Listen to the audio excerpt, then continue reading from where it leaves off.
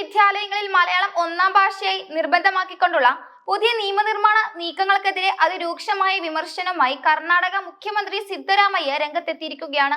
കാസർഗോഡ് ഉൾപ്പെടെയുള്ള അതിർത്തി ജില്ലകളിലെ ഭാഷാ ന്യൂനപക്ഷങ്ങളുടെ അവകാശങ്ങൾ ഹനിക്കുന്നതാണ് ഈ തീരുമാനമെന്നും ഇതിനെതിരെ ഭരണഘടനാപരമായ എല്ലാ വഴികളും തേടുമെന്നും അദ്ദേഹം വ്യക്തമാക്കി. കന്നഡ മീഡിയം സ്കൂളുകളിൽ പോലും മലയാളം അടിച്ചേൽപ്പിക്കാനുള്ള നീക്കം ഭാഷാപരമായ സ്വാതന്ത്ര്യത്തിന്മേലുള്ള കടന്നുകയറ്റമാണെന്ന് സിദ്ധരാമയ്യ ആരോപിച്ചു. കേരളത്തിന്റെ ഈ തീരുമാനത്തെ നിയമപരമായും രാഷ്ട്രീയമായും നേരിടാൻ കർണാടക സർക്കാർ പ്രതിജ്ഞാബദ്ധമാണെന്നും അദ്ദേഹം ഓർമ്മിപ്പിച്ചു.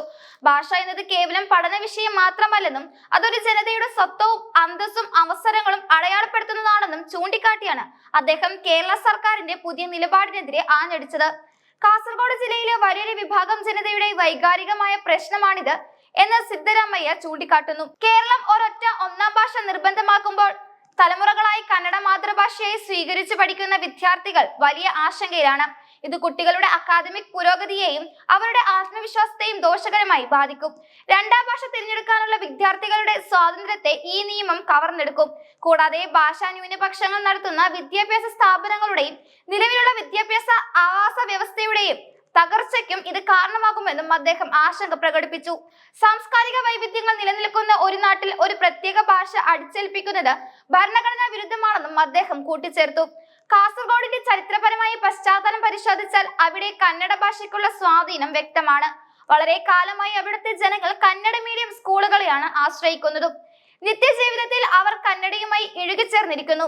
ജില്ലയുടെ പല ഭാഗങ്ങളിലും ജനസംഖ്യയുടെ 70% വരുന്നത് കന്നഡ പഠനത്തെയും ലിപിയെയും സ്നേഹിക്കുന്നവരാണെന്നും അവിടുത്തെ ജനപ്രതിനിധികൾ തന്നെ സർക്കാരിനെ ബോധ്യപ്പെടുത്തിയിട്ടുണ്ട്.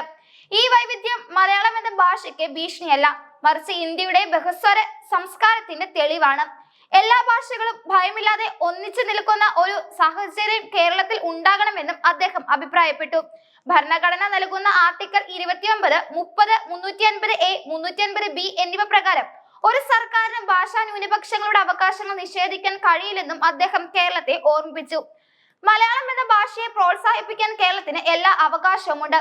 കർണാടകയിൽ കന്നഡയ്ക്ക് വേണ്ടി തങ്ങളും അത്തരത്തിലുള്ള പ്രവർത്തനങ്ങൾ നടത്താറുണ്ട്. എന്നാൽ ഒരു ഭാഷയും ജനങ്ങളുടെ മേൽ അടിച്ചേൽപ്പിക്കാൻ പാടില്ല. അടിച്ചേൽപ്പിക്കൽ എന്ന നിലയിലേക്ക് കാര്യങ്ങൾ മാറുന്നത് ജനാധിപത്യത്തിന് നല്ലതല്ല. മാതൃഭാഷയിൽ വിദ്യാഭ്യാസം നേടുക എന്നത് ഓരോ പൗരന്റെയും മൗലിക അവകാശമാണ്. അതുകൊണ്ട് തന്നെ വിവാദപരമായ ഈ ബില്ല് പിൻവലിക്കാൻ കേരള സർക്കാർ തന്നെ തയ്യാറാകണം. ഈ ബിൽ നിയമസഭ പാസാക്കുകയാണെങ്കിൽ കാസർഗോട്ടെ ജനങ്ങൾക്കും ഭാഷാ ന്യൂനപക്ഷങ്ങൾക്കും നീതി ഉറപ്പാക്കാൻ കർണാടക സർക്കാർ സുപ്രീം കോടതിയെ സമീപിക്കാനും മടിക്കില്ലെന്ന ശക്തമായ സൂചനയാണ് സിദ്ധരാമയ്യ നൽകുന്നത്. ഇന്ത്യൻ ഭരണഘടനയുടെ അന്തസത്ത തന്നെ എല്ലാ ശബ്ദങ്ങൾക്കും എല്ലാ ഭാഷകൾക്കും തുല്യമായി പ്രാധാന്യം നൽകുക എന്നതാണ്. മലയാളവും കന്നഡയും ഉൾപ്പെടെയുള്ള എല്ലാ ദ്രാവിഡ ഭാഷകളും ഒരുപോലെ വളരേണ്ടതുണ്ട്. കാസർഗോഡ് പോലുള്ള അതിർത്തി പ്രദേശങ്ങളിൽ നിലനിൽക്കുന്ന ഭാഷാപരമായ മൈത്രിയെ തകർക്കുന്ന നീക്കങ്ങൾ ആരുടെ ഭാഗത്തു നിന്നും ഉണ്ടാകാനും പാടില്ല. ഓരോ കന്നഡികനും ഭാഷാ ന്യൂനപക്ഷങ്ങൾക്കും വേണ്ടി തങ്ങൾ ഉറച്ചു നിൽക്കും. ഭാഷാപരമായ വൈവിധ്യം കാത്തു സൂക്ഷിക്കേണ്ടത് ഒരു സർക്കാരിന്റെ ബാധ്യതയാണെന്നും അത് ലംഘിക്കപ്പെടുന്നത് ഗൗരവകരമായ സാഹചര്യമാണെന്നും അദ്ദേഹം പറഞ്ഞു.